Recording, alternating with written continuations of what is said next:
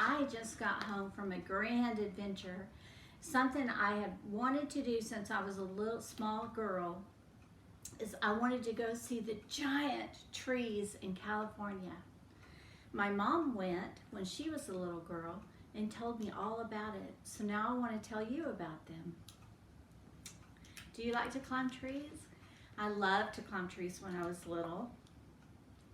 And now I like to sit outside when the wind's blowing and listen to the wind blow through the tree, make the leaves move. I love to hear the wind moving the trees. Okay, so today I'm going to read The Sequoia Lives On. See, even while I was on vacation, I was thinking of you. I saw this book and I just couldn't wait to buy it and bring it home and read it to you. Let me get my reading glasses on. I've got my nice comfy cozy blanket. When I read, I like to curl up with this blanket. It's soft. I made it. My mom taught me how to crochet and I crocheted this blanket. Has your mom ever taught you how to do something? Maybe she taught you how to read or how to kick a soccer ball. Okay. The Sequoia Lives On is the title, and the author is Joanna Cooke.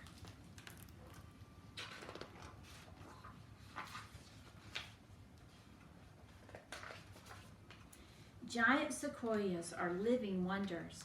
In groves scattered along the Sierra Nevada, a mountain range in California, sequoias dwarf all their neighbors. No other trees are as tall and wide and magnificent. Stand beneath a sequoia and anything seems possible. Gaze into its branches like these children are and wonder how the sequoia lives on. Have you ever stood under a tree and just looked up, straight up the tree trunk, right through the branches and the leaves to the top of the tree? It's pretty when the sun shines through the tree. The sequoia is Earth's most massive tree, the height of 3 blue whales, stacked chin to tail and weighing even more. It begins life as most trees do, as a seed, a flake no bigger than an ant. How does such a tiny seed grow into a tree as heavy as 300 elephants? 300 elephants!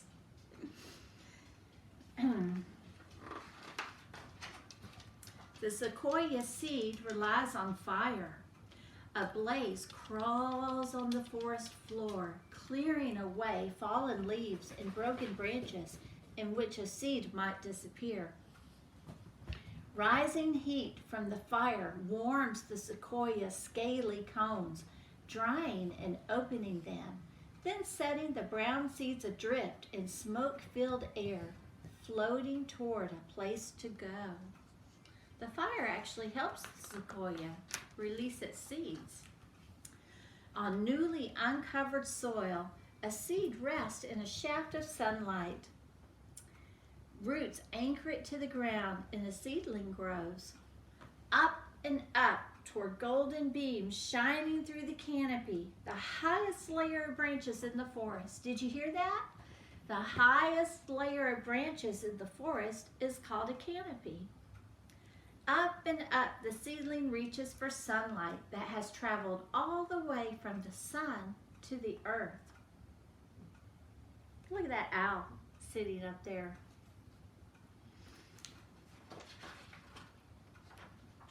Sequoia leaves take in that sunlight and also air.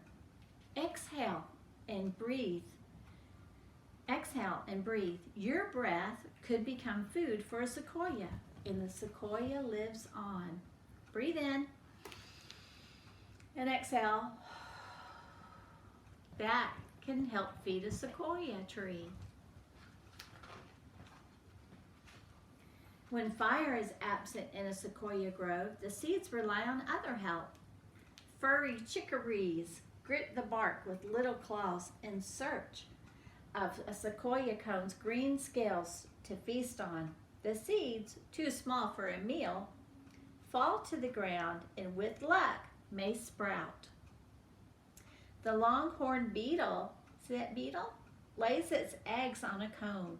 When the larvae hatch, they eat through the scales in part of the stem, causing the cone to dry and open. Again, the seeds fall. Isn't it amazing? All the designs in nature that God created. Buried in the earth, a sequoia's roots reach outward, creating a hidden foundation as wide as the tree is tall. Which reminds me, did you know that if you reach your arms out, fingertip to fingertip is how tall you are? And the sequoia, its roots reach out underground as tall as the tree is. Each day, a large sequoia's roots absorb enough water to fill more than 8 bathtubs. How much water do you drink in a day? Well, a sequoia drinks enough to fill 8 bathtubs. From across the forest, a sequoia's colorful bark almost glows. Thicker at the tree's base than at the top, the spongy bark swells into buttresses that support the sequoia's growing bulk. The tree bark has to be strong and thick down here to support how tall the tree's going to be. And it helps protect it from fire and also insects that might harm the tree. How long will it take for a new sequoia seedling to become so big?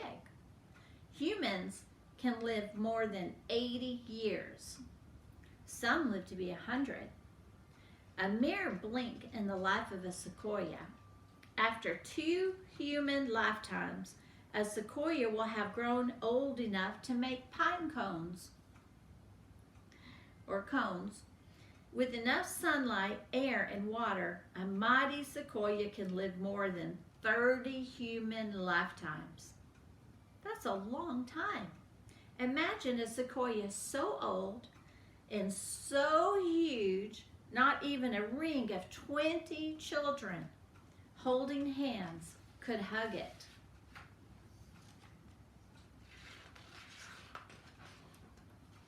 Oh, here's a nice picture. Some are even grander, giants among giants.